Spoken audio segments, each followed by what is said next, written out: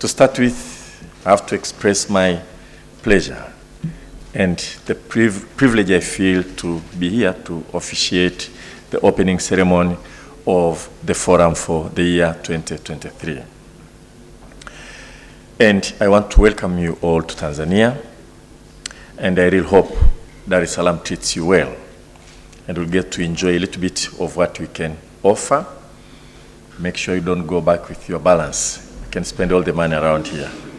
I thank the African leadership for choosing Tanzania to be the host of this year's forum. I also commend the Tanzanian Commission for Universities and the Association of African Universities for coordinating this event and making it colorful. I am equally grateful to our collaborators and sponsors of this event, including Global Gateway, the European Union, the African Union, the Harmonization of African Higher Education Quality Assurance and Accreditation Initiative, Ubora Global, Joint AQ Africa, African Continental Qualifications Framework, and the European Training Foundation.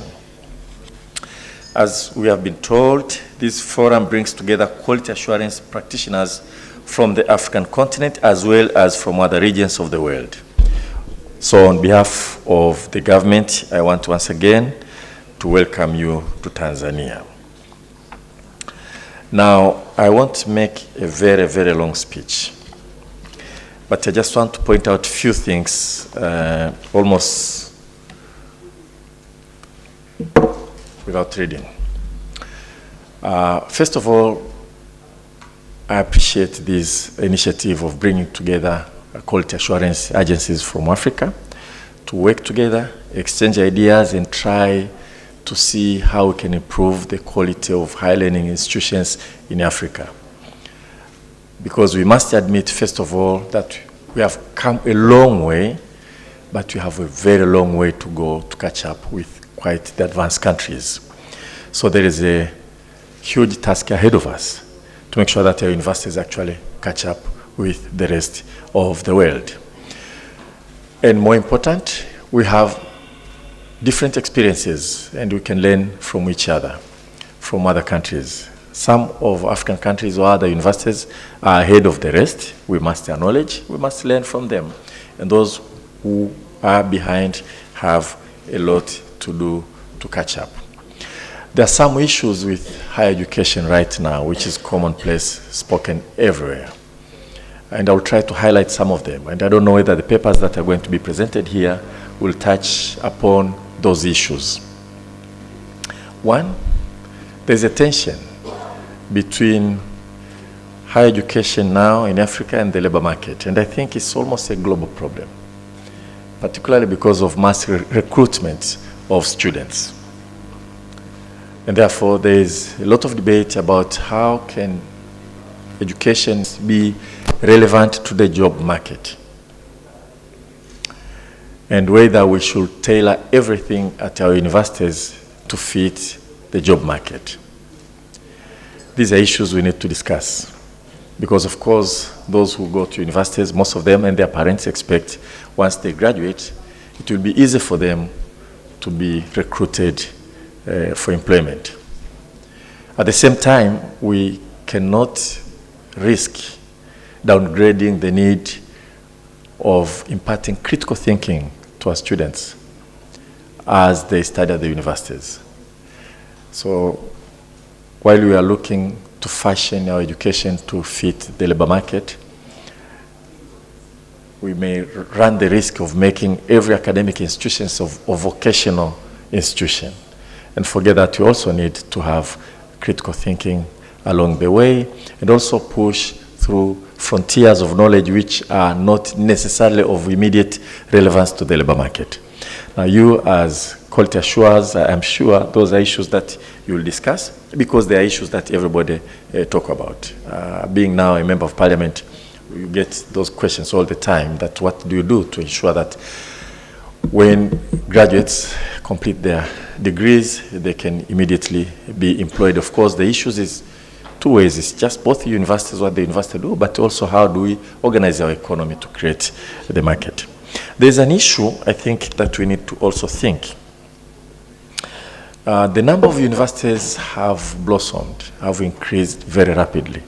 And we are happy that also non-governmental organizations, private institutions, religious organizations and so on, have established universities. This is extremely helpful for us because it offers more opportunities to our youth to acquire university degree. The question is, how do we maintain quality along the way as we increase the number of these institutions? We have to encourage the institutions. We need the expansion, but we need also to maintain standards. There will be, for instance, a tension between maintaining standards of academic, which can be brutal, can end up in discontinuation of studies for those who cannot catch up. And of course, the pressure to retain whoever has already been enrolled because they can pay the fees. Because these institutions also need the money to run. And I think these are matters that you must carefully look at. I mean, and I'm talking a little bit from experience. So there will be that kind of tension. Expansion that goes along, where there's no government bursaries, or maybe students' loan from the government going to an institution which really need that money. And we know the academic life can also be brutal because you must maintain standards. Imagine somebody is studying to be a medical doctor. And if an institution feels like every student here is a fee, and if you really want to maintain high standards to ensure that there is safety, health for those who are going to be treated, and if the university is not willing to let go of those who are becoming laggard, who can pose threat down the road, that will be a big issue. And probably we can all think through whether that tendency is common. And along those lines also, the need to recruit staff, incentivize them, and keep them. That's very important for all of us. Now, there are standards. You just don't become a lecturer at the university. We need all of them to be international in terms of quality, in terms of publications, in terms of pushing frontiers of knowledge, in terms of teaching in the class.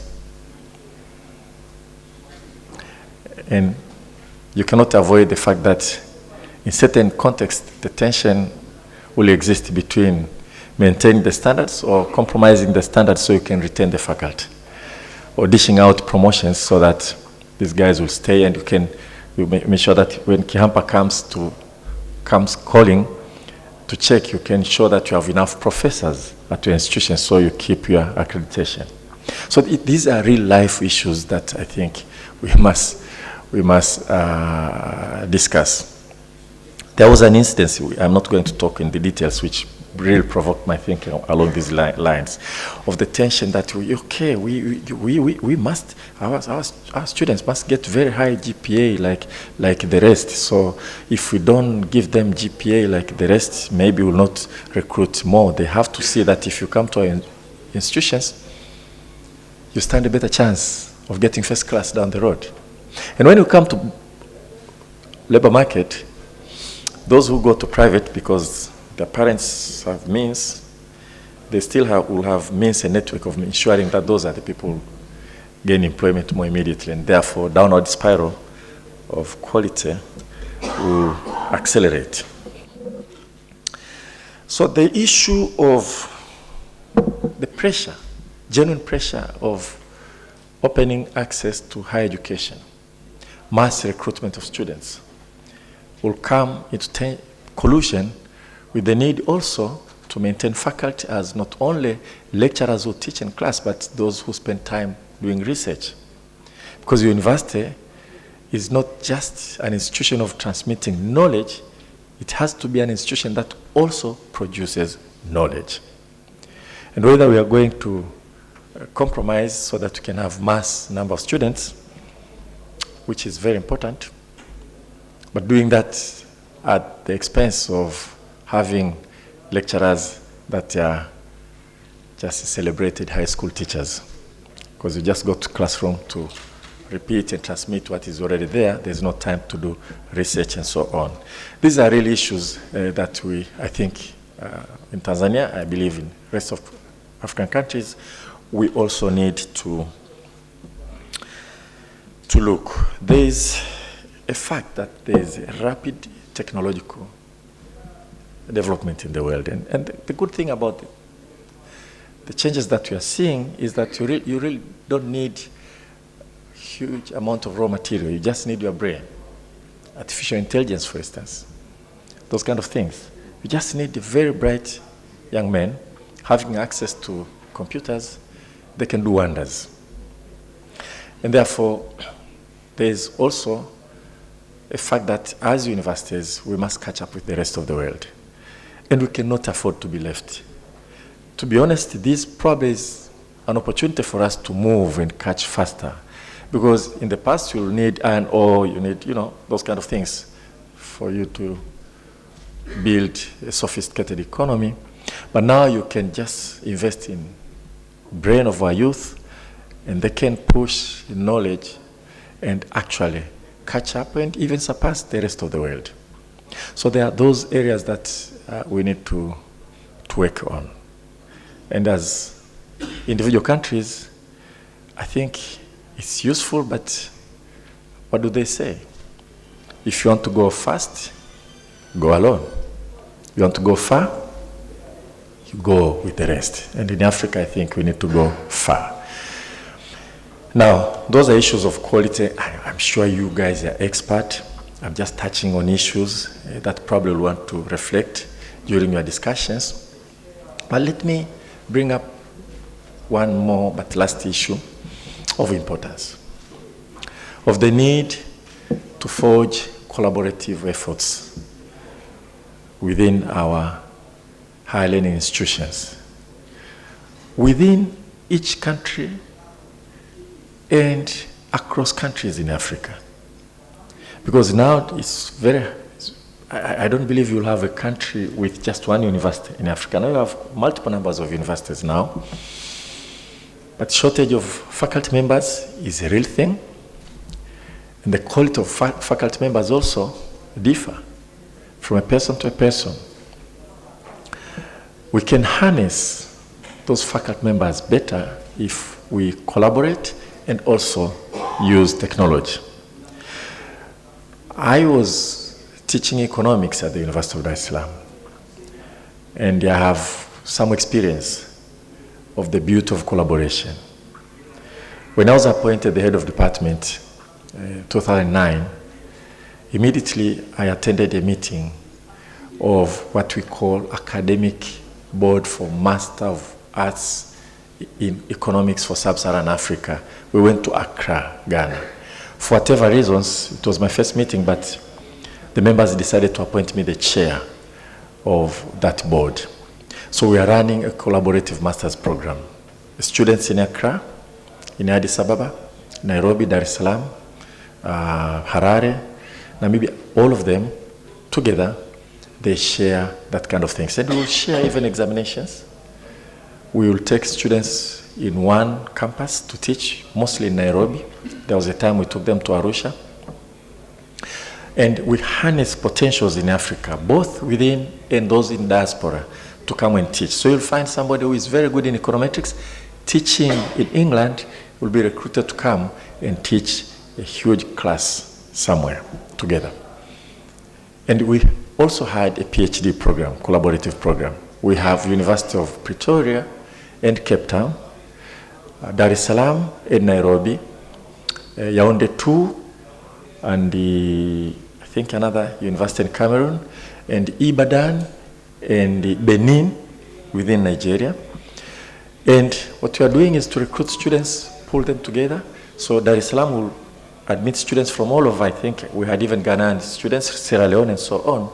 But we also recruit lecturers. We had visiting lecturers from Botswana, from Ibadan in particular. They will come to Dar es Salaam and teach. The programs went very well, and those who graduated from those programs became quite competitive when they went abroad to study. So I call upon Association of African Universities and the rest of us to try to forge that kind of collaboration. During the COVID pandemic, this PhD program also, where students will when they start to do their elective courses, they are pulled together in one place so that you have wide range of electives you can pick. But also for the collaborative framework to attract lecturers from all over the world actually. But during the COVID pandemic, it was not possible for them to go and stay together. And that's where we harness the power of technology. A lecturer in Accra teaching somebody in Botswana, Namibia, and so on and so forth. And that opens a huge window for us to try to work together. If we don't do this, I know we'll try our best to be nationalistic, to try to compete against each other, but we'll fail to harness huge potential that exists within African continent. I remember one name, for instance, from Kenya, Professor Mwabu, one of the best economists, and everybody wants to get to be lectured by him.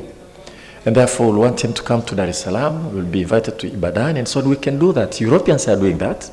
Those countries are more powerful than us. They're more sophisticated. How can we do the same, this kind of collaboration to work together? There was an initiative of establishing African Institute of Technology with cutting-edge capabilities. And it was named Nelson Mandela African Institute of Science and Technology. The idea was mooted then, and I think by that time Nelson Mandela was mediating conflict in Burundi. And the guy from Cameroon was the World Bank representative in Burundi, will come, fly to Arusha and so on, and try to drum up this kind of collaboration. So the idea is for Africa jointly to build our own Massachusetts Institute of Technology and recruit Africans in diaspora everywhere and build an institution of cutting-edge technology. It didn't work that way. It was supposed to be an institution of Africa, a vice chancellor from any African country or diaspora, faculty from across the world, mostly our diaspora, and people in, and we should put resources together to build the institution. It didn't work. I think if it wasn't for our fourth president, Jakaya Kikwete, to decide to put money and build the institution, now is in Arusha.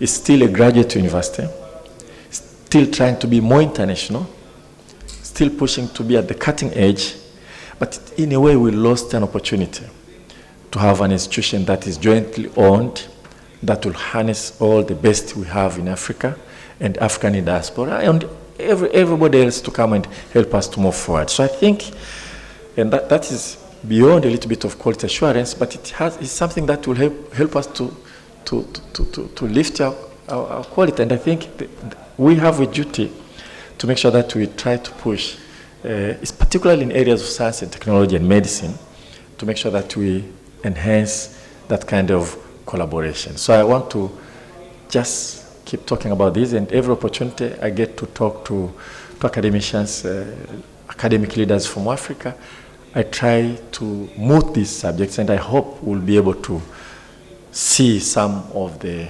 progress we have. And I think we have some collaborative. I think we have a program running in Pretoria on agricultural economics. Maybe I know a little bit more about economics because I'm an economist.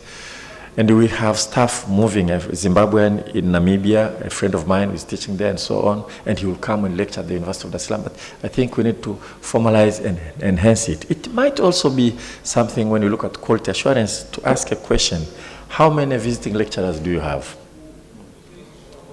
Are you trying to get them from Africa? Do you put infrastructure to house them when they come here? Is it possible for us to exchange sabbaticals? You want to take a sabbatical? Go to Ibadan and stay there, learn from the great institution that is Ibadan University, and so on and so forth. Okay? As I said, my prepared text wasn't really the big deal because it was going to repeat exactly what you know, and you know better than I do. Having said all those, it is now my pleasure to declare that the African Quality Assurance Network Forum for this year 2023 is officially open, and I wish you fruitful deliberation. Thank you for your attention. Tumedhamiria, tunaboresha elimu yetu.